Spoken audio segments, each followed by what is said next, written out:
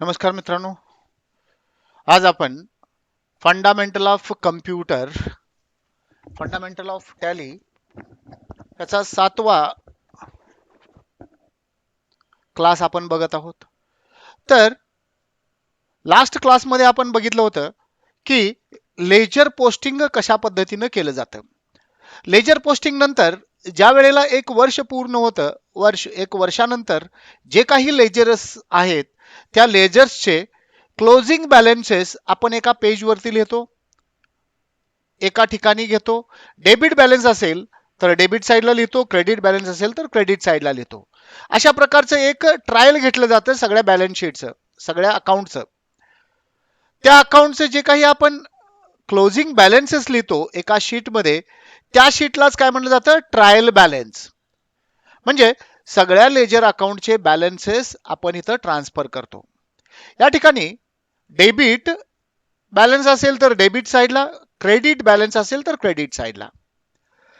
Debit balance आणि credit balance हे जर टॅली झालं, इक्वल झालं, तर आपण समजू शकतो की आपण केलेले सगळे एंट्रीज बरोबर आहेत, लेजर पोस्टिंग करेक्ट आहे.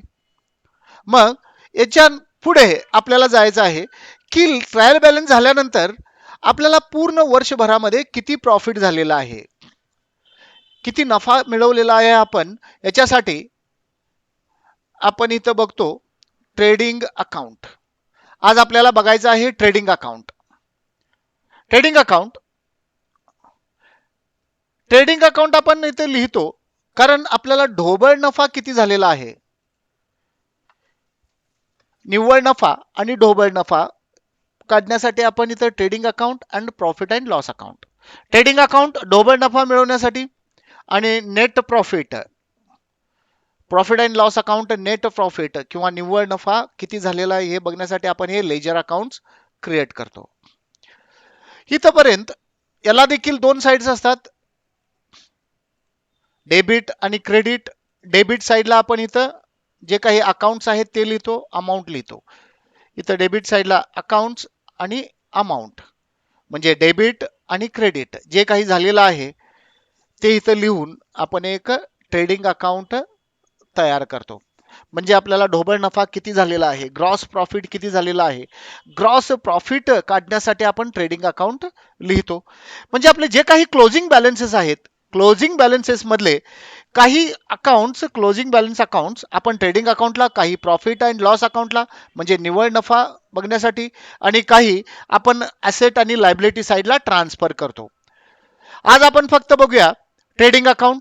ट्रायल बॅलन्स मधील ट्रेडिंग अकाउंटला कोणते कोणते बॅलन्सेस येतात ते आपण आज बघायचं आहे.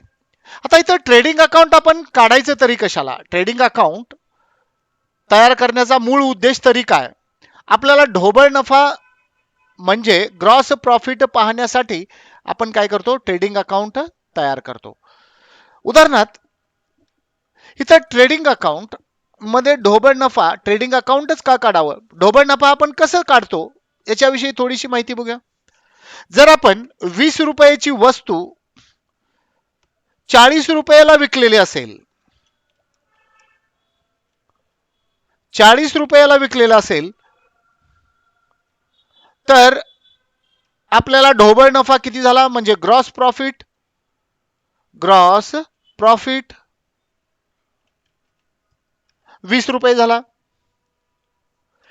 हे काढणं म्हणजेच आपण ढोबळ नफा काढणं किंवा ग्रॉस प्रॉफिट काढणं. म्हणजे आपल्याला टोटल सेल किती झालेला आहे त्या सेल्स मधून परचेज मायनस करणं म्हणजे ग्रॉस प्रॉफिट काढणं.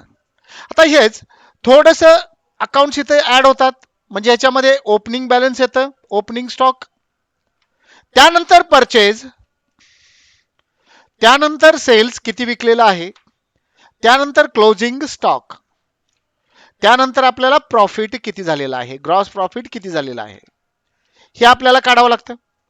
ओपनिंग स्टॉक समजा इथं आपल्याकडे 40 आहे, 40 परचेज केलं, 80 विकलेले आहेत, क्लोजिंग स्टॉक मध्ये 30 राहिलेले आहेत. तर आपल्याला ढोबळ नफा किती झाला म्हणजे ग्रॉस प्रॉफिट किती झाला हे आपल्याला फाइंड करायचं असतं. इथं जर आपण बघितलं, थोडंसं कॅल्क्युलेशन केलं की इथं देखील आपण फाइंड करू शकतो. आता सेल्स 80 झालेला आहे, क्लोजिंग स्टॉक 30, 130 आणि 80 काढून टाकलं तर 30 रुपये आपल्याला ग्रॉस प्रॉफिट झालेला आहे. 30 रुपये आपल्याला ग्रॉस प्रॉफिट झालेला आहे. आणखीन याच्यामध्ये ढोबळ नफा काढत असताना आपले जे काही खर्च होतात ते खर्च देखील मायनस केले जातात. म्हणजे इथंच ओपनिंग स्टॉक, परचेज, त्यानंतर परचेज रिटर्न, त्यानंतर सेल्स रिटर्न, त्यानंतर आपले एक्सपेन्सेस, त्यानंतर आपलं क्लोजिंग स्टॉक, त्यानंतर आपलं प्रॉफिट किती झालेलं आहे हे फाइंड करायचं असतं. अशा प्रकारे भरपूर अकाउंट्स इथे येतात आणि आपल्याला प्रॉफिट मिळवणं थोडंसं कष्टदायक जातं. मग इथं मी 50 ओपनिंग स्टॉक जर घेतले, purchases 50, purchase return 20, sales 80, sales return 10, expenses आपला खर्च झालेला आहे 40 रुपये पकडा, त्यानंतर क्लोजिंग स्टॉक आपल्याकडे आहे 100 रुपये, तर आपल्याला प्रॉफिट किती झाला. इथं जर आपण कशात काय मिळवायचं, कशातनं काय वजा करायचं, थोडंसं गोंधळ होऊन जातो आपल्याला. हा गोंधळ होऊ नये म्हणून आपण काय करतो, ट्रेडिंग अकाउंट ओपन करतो. ट्रेडिंग अकाउंट मध्ये हेच जर व्हॅल्यू घातले, ट्रेडिंग अकाउंट जर क्लोज केलं तर ऑटोमॅटिक आपल्याला उत्तर मिळतं की एवढा आपल्याला ग्रॉस प्रॉफिट झालेला आहे. इथं आपण तेच व्हॅल्यू लिहूया. ट्रेडिंग अकाउंट म्हणजे डेबिट साईडला काय लिहायचं हे फिक्स आहे. ओपनिंग स्टॉक तुम्ही स्टार्टिंगला लिहा, ओपनिंग स्टॉक आपला आहे 50 रुपये. त्यानंतर डेबिट साईडलाच परचेजेस येतं, परचेजेस 50 रुपये. त्यानंतर परचेज रिटर्न आहे, परचेज रिटर्न आपलं किती आहे 20 रुपये, इथं लिहितो आपण. त्यानंतर सेल्स किती आहे, सेल्सची अमाऊंट लिहितो 80 रुपये. आपल्याला फक्त कुठं लिहायचं आहे ही व्हॅल्यू लिहितो. त्यानंतर सेल्स रिटर्न किती आहे 10 रुपये, सेल्स रिटर्न आपण इथं 10 रुपये लिहितो. त्यानंतर खर्च झालेला आहे 40 रुपये आणि क्लोजिंग स्टॉक आहे 100 रुपये. मग इथं क्लोजिंग स्टॉक आपण घेऊया 100 रुपये आणि इथं डायरेक्ट एक्सपेन्सेस आपण टोटल झालेला आहे 40 रुपये. अशा पद्धतीने आपण फक्त व्हॅल्यू लिहिले तरी आपल्याला इझिली कॅल्क्युलेशन करता येतं आणि आपल्याला नेट प्रॉफिट किंवा ग्रॉस प्रॉफिट किती झालेलं आहे हे फाइंड करता येतं. इकडची टोटल जर बघितली तर 200 रुपये होतं आपल्याला, इथं 200, इकडची टोटल 150 आणि इथं 200, म्हणजे मोठी टोटल जी आहे इथं लिहितो 200 रुपये, त्यानंतर इथं 200, म्हणजे इथं कमी किती पडतात 50 रुपये, म्हणजे 50 रुपये हा आपला काय झाला ग्रॉस प्रॉफिट. अशा इझी पद्धतीनं आपल्याला आउटपुट मिळावं म्हणून आपण ट्रेडिंग अकाउंट इथं क्रिएशन करतो आणि त्याच्यामध्ये व्हॅल्यू लिहितो फक्त आणि ते क्लोजिंग करतो. म्हणजे ऑटोमॅटिक आपल्याला इथं ग्रॉस प्रॉफिट किंवा ग्रॉस लॉस झालेला असेल तर ग्रॉस लॉस किती आहे हे आपल्याला पाहता येतं. ओके, म्हणजे ट्रेडिंग अकाउंट कशासाठी आपण ओपन करायचं हे आपल्या लक्षात आलं. आपल्याला ग्रॉस प्रॉफिट किती झालेला आहे हे पाहण्यासाठी आपण ट्रेडिंग अकाउंट ओपन करतो. ट्रेडिंग अकाउंट डेबिट साईडला काय काय येतं आणि क्रेडिट साईडला काय काय येतं. डेबिट साईडला ओपनिंग स्टॉक, परचेज आणि सेल्स आणि आपला डायरेक्ट एक्सपेन्सेस. तेच क्रेडिट साईडला sales, purchase, return, closing stock आणि डायरेक्ट इन्कम. एवढं जर आपण कॅल्क्युलेशन केलं आणि यामधून हे जर वजा केलं तर आपल्याला जे भेटतं ते म्हणजे आपलं ग्रॉस प्रॉफिट. इथं सिंपलचं एक उदाहरण मानतो आपण. आपल्याला sales plus purchase return plus closing stock plus direct income याची टोटल, याच्या टोटल मधून मायनस काय करतो आपण या टोटल मधून आपण इथं मायनस करतो, मायनस आपलं opening stock, minus opening stock plus purchase plus sales return plus direct expenses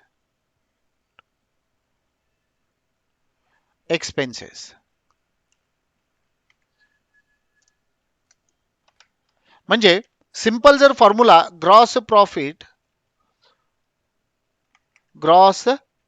profit जर आपल्याला मिळवायचा असेल तर हा सिंपलसा फॉर्म्युला आपण लक्षात जरी ठेवलो तरी देखील आपल्याला ग्रॉस प्रॉफिट कसं काढलं जातं हे लक्षात येईल. हेच आपण काय करतो, एका अकाउंट तयार करून एक पद्धतीनुसार तिथं लिहितो. Gross profit is equal to sales plus purchase return plus closing stock plus direct income minus opening stock plus purchase plus sales, हे सगळं मिळून यातून जर लेस केलं जी अमाऊंट आपल्याला भेटते त्याला काय म्हटलं जातं, ग्रॉस प्रॉफिट.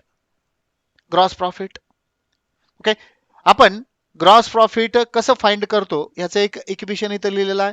एवढं जरी केलो तरी आपण ग्रॉस प्रॉफिट फाइंड करू शकतो. इथं अकाउंट मध्ये लिहिणं आणि असं करणं दोन्ही एकच आहे. तर इथं आपण अकाउंट मध्ये कोणते कोणते काय काय आहे याच्याविषयी आज आपण माहिती घेऊ. पहिल्यांदा आपण ट्रेडिंग अकाउंटच्या डेबिट साइडला ओपनिंग स्टॉक लिहितो. म्हणजे सुरुवातीला आपल्याकडे जे काही स्टॉक असेल ते स्टॉकची व्हॅल्यू आपण इथं लिहितो. त्यानंतर त्याच्या खाली परचेज किती केलेला आहे ते परचेजची व्हॅल्यू लिहितो. त्याचबरोबर सेल्स रिटर्न, इथं काही वेळेला आपण अकाउंट मध्ये लिहित असताना इथं परचेज रिटर्न लिहितो आणि याच्या परचेज मधून मायनस करतो. तसं केलं तरी देखील बरोबर आहे, किंवा इथं आपण सेल्स रिटर्न लिहिलं तरी देखील बरोबर आहे. राईट हँड साइडला सेल्स, जितका आपला सेल झालेला आहे ती सेल्सची अमाऊंट, परचेज रिटर्न किती झालेला आहे ते अमाऊंट, त्यानंतर क्लोजिंग स्टॉक आपल्याला किती झालेला आहे ते अमाऊंट. आता याच्यामधून इथं आपण काय करतो, डायरेक्ट एक्सपेन्सेस, डेबिट साइडला डायरेक्ट एक्सपेन्सेस लिहितो आणि राईट हँड साइडला इथं डायरेक्ट इन्कम, जे काही आपल्याला डायरेक्ट इन्कम झालेला आहे बिझनेसमध्ये ते आणि डायरेक्ट एक्सपेन्सेस झालेला आहे ती अमाऊंट आपण इथं लिहितो. तर पहिल्यांदा आपण समजून घेऊया खर्च एक्सपेन्सेस म्हणजे काय. कारण ज्या वेळेला आपण जॉबला जातो तर जॉबला गेलेल्या व्यक्तीला डायरेक्ट एक्सपेन्सेस इनडायरेक्ट एक्सपेन्सेस काही माहित नसतं. तो आपल्याला सांगतो की हे खर्च आहे, हे खर्च लिहा. स्टेशनरी 1000 रुपयाची आणलेली आहे, अकाउंटंटला सांगतो हे लिहून ठेवा. जर स्टेशनरी 1000 रुपयाची आणलेली आहे तर ते खर्च झालेला आहे की परचेस झालेला आहे हे आपल्याला पहिल्यांदा ठरवलं पाहिजे. खर्च झालेला असेल तर खर्च डायरेक्ट आहे की इनडायरेक्ट आहे हे ठरवलं पाहिजे. त्यानंतर तिथं आपण अकाउंटमध्ये ती व्हॅल्यू लिहिणार आहे, ती अमाऊंट लिहिणार आहे. तर आपण परचेज आहे की खर्च आहे हे पहिल्यांदा कसं ठरवलं जातं, जर ती स्टेशनरी विकण्यासाठी आणलेली असेल तर आपण त्याला परचेज म्हणून परचेज मध्ये ऍड करतो. जर ती वस्तू वापरण्यासाठी आणलेली असेल तर ते एक्सपेन्सेस मध्ये आपण ऍड करतो. मग आता एक्सपेन्सेस मध्ये देखील 3 प्रकारचे एक्सपेन्सेस असतात. एक डायरेक्ट एक्सपेन्सेस, दुसरं इनडायरेक्ट एक्सपेन्सेस आणि तिसरं मिसलेनियस एक्सपेन्सेस. आपले जे काही डायरेक्ट एक्सपेन्सेस असतात ते डायरेक्ट एक्सपेन्सेस आपण ट्रेडिंग अकाउंटच्या डेबिट साइडला लिहितो. म्हणजे ग्रॉस प्रॉफिट काढत असताना ते सगळे लेस करतो, वजा करतो आणि जी अमाऊंट राहते ती अमाऊंट म्हणजे आपलं ग्रॉस प्रॉफिट. दुसरं इनडायरेक्ट एक्सपेन्सेस आपण नेट प्रॉफिट काढत असताना प्रॉफिट अँड लॉस अकाउंटला लिहितो, प्रॉफिट अँड लॉसच्या डेबिट साइडला लिहितो. ते सगळे वजा करून जो नफा राहतो त्याला आपण निव्वळ नफा किंवा नेट प्रॉफिट म्हटलं जातं, ते आपण प्रॉफिट अँड लॉसला लिहितो. तिसरा जो खर्च आहे मिसलेनियस एक्सपेन्सेस हे आपलं ऍसेट मानून आपण ऍसेट साइडला लिहितो, बॅलन्स शीट मध्ये ऍसेट साईडला लिहितो. अशा 3 प्रकारचे खर्च असतात. मग ह्याच्यामध्ये आपल्याला ओळखता आलं पाहिजे की हे खर्च झालेला डायरेक्ट आहे की इनडायरेक्ट आहे की मिसलेनियस आहे. तर शॉर्टली जर आपण बघायचं म्हटलं तर डायरेक्ट एक्सपेन्सेस कशाला म्हणायचं? एखादी वस्तू खरेदी करत असताना जो काही खर्च होतो त्या खर्चाला आपण म्हणतो डायरेक्ट एक्सपेन्सेस. आपल्याला इझिली जर समजून घ्यायचं असेल तर डायरेक्ट एक्सपेन्सेस कोणते कोणते? तर एखादी वस्तू खरेदी करत असताना किंवा उत्पादन करत असताना मॅन्युफॅक्चरिंग करत असताना जो काही खर्च होतो त्या खर्चाला काय म्हणतो आपण? Direct expenses. जे काही वस्तू आपण आणलेली आहे ती विकण्यासाठी जो काही खर्च करतो आपण, म्हणजे सेल्स करत असताना सेल्ससाठी जो काही आपण खर्च करतो तो सगळा खर्च म्हणजे इनडायरेक्ट एक्सपेन्सेस. म्हणजे उत्पादन मॅन्युफॅक्चरिंग आणि परचेज करत असताना जो काही खर्च होतो त्याला आपण डायरेक्ट एक्सपेन्सेस म्हणतो.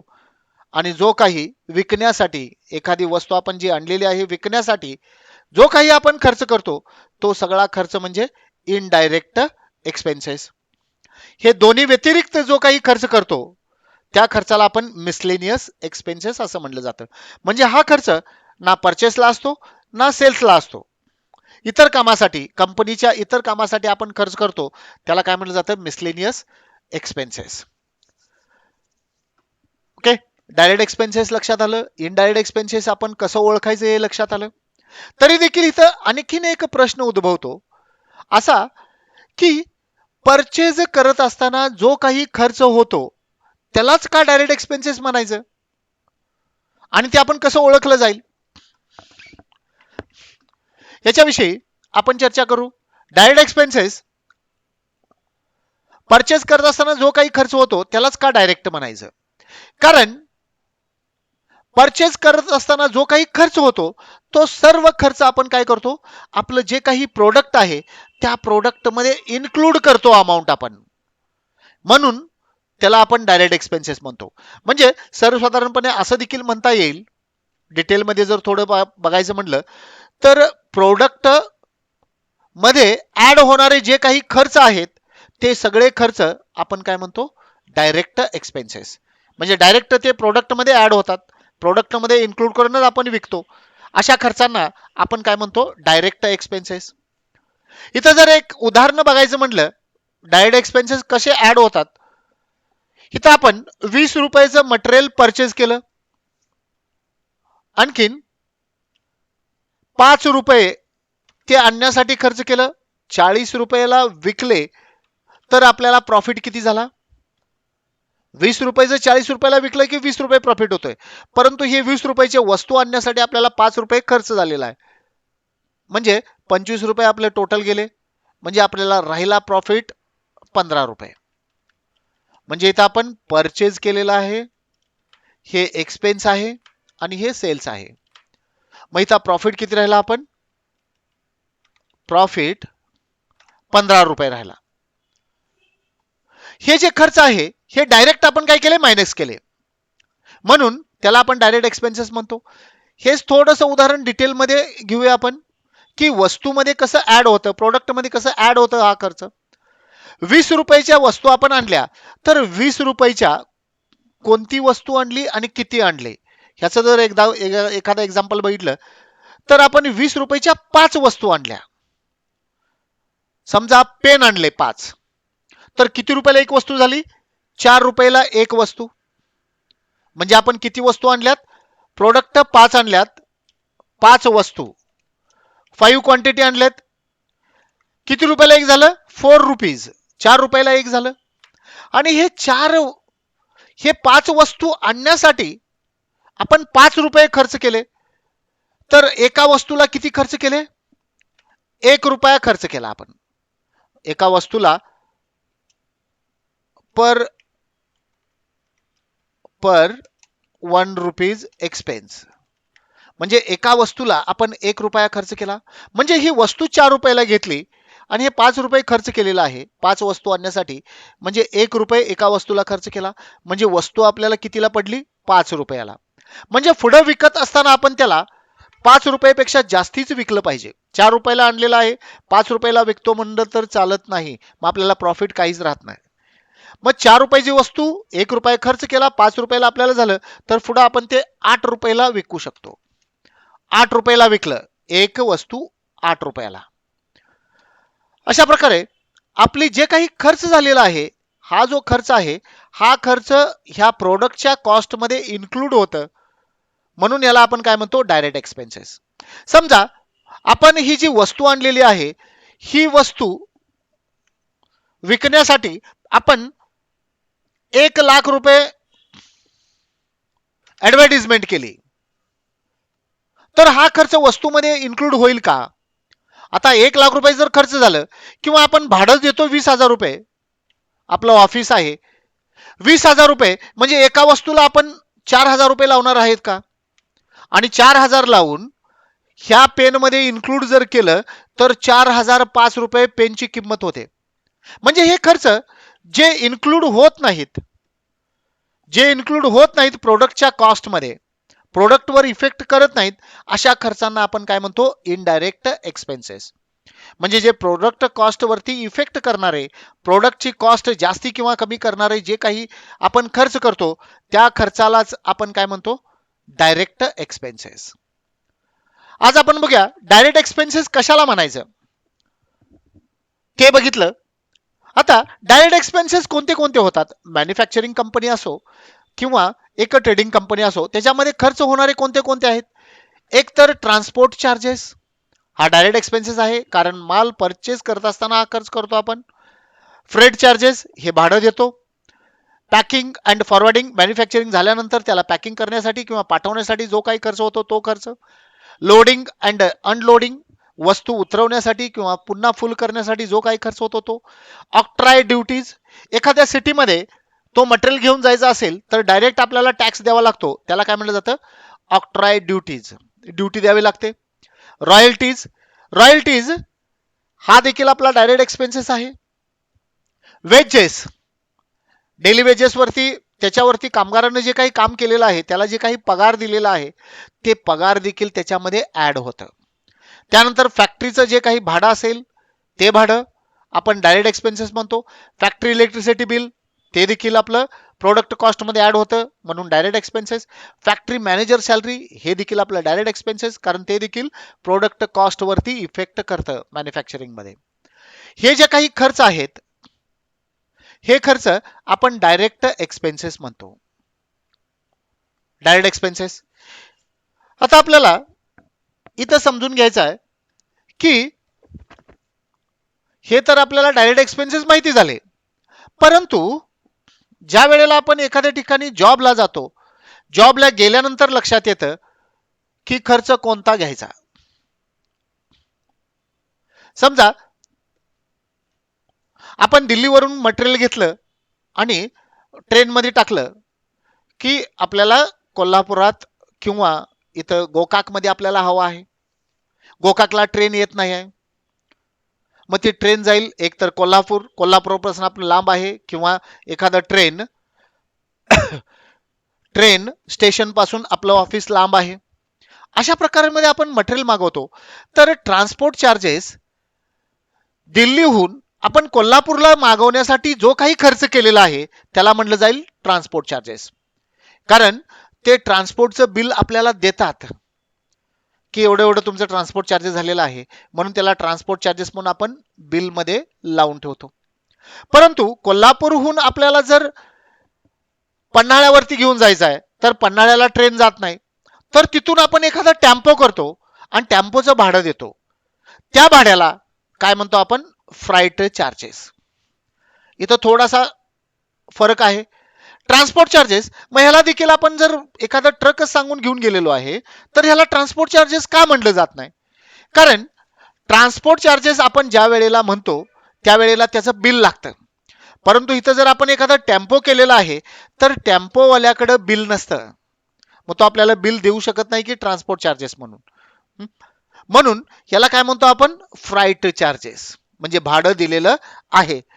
म्हणजे अशा प्रकारचं भाडं दिलेलं असेल, जर आपण दिल्लीनं मागवलेलं असेल तर त्याला आपण ट्रान्सपोर्ट चार्जेस, त्याचं बिल आपल्याला मिळतं. फ्लाईट चार्जेस आपण ट्रक न मागवू, ट्रान्सपोर्टचं जर आपल्याला बिल असेल तर ट्रान्सपोर्ट चार्जेस, जर नसेल आपण तसंच भाडं दिलेलं आहे आणि तो आपल्याला बिल दिलेलं नाही तर त्याला आपण फ्राईट चार्जेस म्हणू शकतो. आपलं जे काही प्रोडक्ट मॅन्युफॅक्चरिंग झालेलं आहे ते मॅन्युफॅक्चरिंग झालेलं प्रोडक्ट पॅकिंग करण्यासाठी किंवा फॉरवर्डिंग करण्यासाठी जो काही खर्च होतो तो सगळा खर्च आपण पॅकिंग अँड फॉरवर्डिंग म्हणतो. Loading unloading. आता दिल्लीमध्ये आपल्याला मटेरियल घेणं आणि ट्रेनमध्ये घालणं त्याच्यासाठी आपण एक कामगार ठेवतो किंवा एखादा हमाल सांगतो. ती जी काही आपण हमाली देतो त्या हमालीला काय म्हटलं जातं? लोडिंग.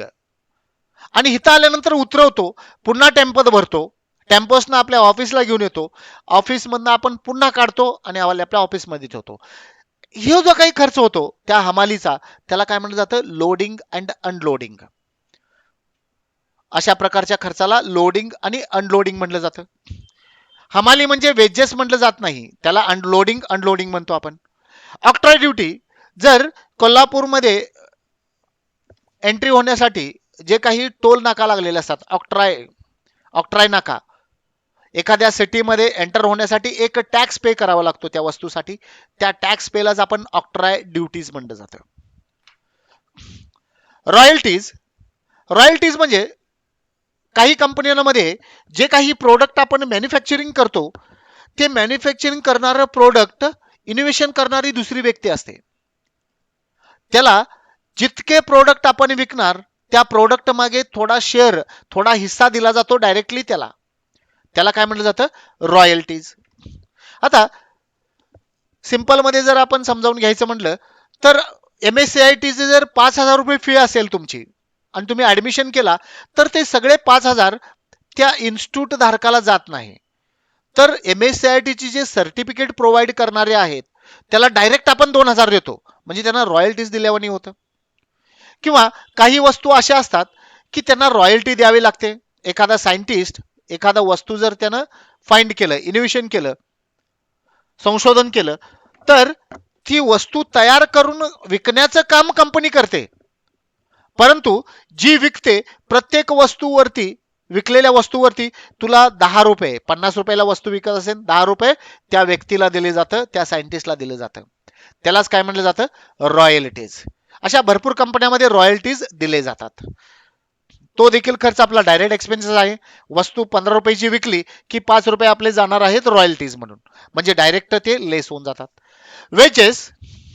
आता इथं वेजेस कशाला म्हणायचं तर आपल्या इथं जे कामगार काम करतात डेली वेजेसवरती किंवा एवढे प्रोडक्ट केले तर एवढं पेमेंट, तुम्हाला एवढा पगार मिळेल, अशा प्रकारचा जो काही पगार देतो आपण त्या पगाराला वेजेस म्हटलं जातं. दिवसाला 100 रुपये किंवा तू 5 वस्तू तयार केलास तर 100 रुपये, अशा प्रकारचं जे काही कंपनीमध्ये पेमेंट दिलं जातं त्याला काय म्हटलं जातं? वेजेस. Daily wedges. ते देखील आपलं डायरेक्ट एक्सपेन्सेस, म्हणजे ती वस्तू तयार करण्यासाठी आपण डायरेक्ट खर्च केलेला आहे म्हणून ते देखील डायरेक्ट एक्सपेन्सेस म्हटलं जातं. Factory rent. एखाद्या फॅक्टरीमध्ये आपण जे काही तयार करतो त्या फॅक्टरीचं भाडं द्यायला लागतं, म्हणून देखील ते डायरेक्ट आपण ते प्रोडक्ट कॉस्टमध्ये ऍड करू शकतो. किंवा ते मॅन्युफॅक्चरिंग करण्यासाठी जे काही इलेक्ट्रिसिटी बिल आलेलं आहे, एवढ्या वस्तू मॅन्युफॅक्चरिंग करण्यासाठी एवढं बिल आलेलं आहे, त्या प्रोडक्टचं कॉस्ट आपण निर्धारित करू शकतो. फॅक्टरीमध्ये जे काही मॅनेजर आहे त्याची सॅलरी जे काही देतो महिन्याला ते देखील त्याच्यामध्ये ऍड केलं जातं.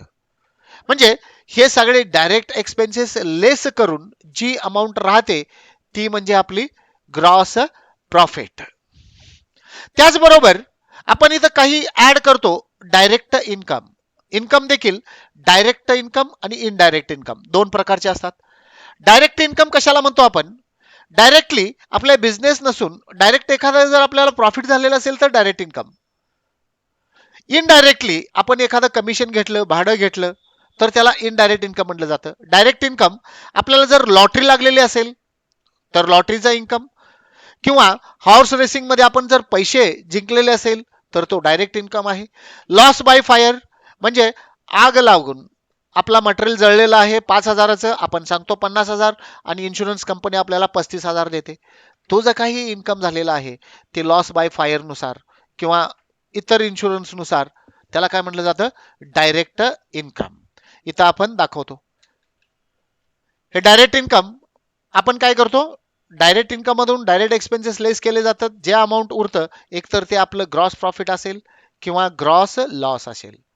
अशा प्रकारे आपण काय करतो, एकतर ग्रॉस प्रॉफिट किंवा ग्रॉस लॉस काढण्यासाठी ट्रेडिंग अकाउंट तयार करतो आणि त्याच्यामध्ये सगळे व्हॅल्यूज लिहितो आणि ते क्लोजिंग केलं की आपल्याला इथं ग्रॉस प्रॉफिट किंवा ग्रॉस लॉस आपल्याला इथं बघता येतं. आपल्याला मिळतं इथं ग्रॉस प्रॉफिट असेल तर प्रॉफिट, ग्रॉस लॉस असेल तर ग्रॉस लॉस.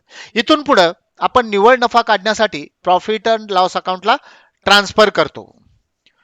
ओके, इथं आज आपण बघितलं ट्रेडिंग अकाउंट म्हणजे तरी काय, का ओपन करायचं आणि ट्रेडिंग अकाउंट मध्ये कोणते कोणते अकाउंट्स येतात, कसे लिहितो आणि आपण ग्रॉस प्रॉफिट कसं फाइंड करतो. याच्याविषयी तुम्हाला काही प्रश्न असतील तर ते प्रश्न तुम्ही कमेंट करून विचारू शकता. त्याचं उत्तर पुढच्या क्लासमध्ये आपण दिलं जाईल. आजचा क्लास आपण इथंच थांबूया. पुढच्या क्लासला आपल्याला नेट प्रॉफिट आपल्याला बघायचं आहे.